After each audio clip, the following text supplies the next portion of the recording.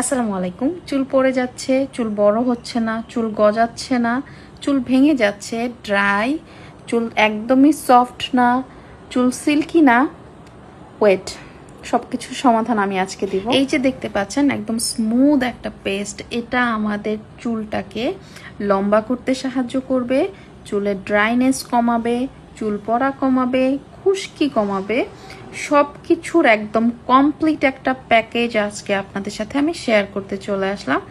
তো আমরা এখানে নিয়ে নিয়েছি চাল। এই চালটাকে আমরা ভালো মতো ধুয়ে 7 থেকে 8 ঘন্টা ভিজিয়ে রাখবো।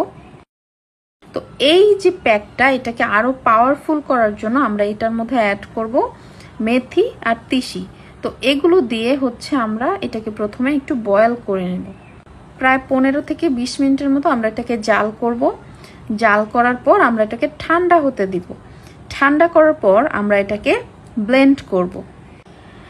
ট্রাস্ট মি, এটা দেওয়ার পর চুলটা এত বেশি সফট আর সিল্কি হয়, আপনারা নিজেরাই দেখতে পারবেন।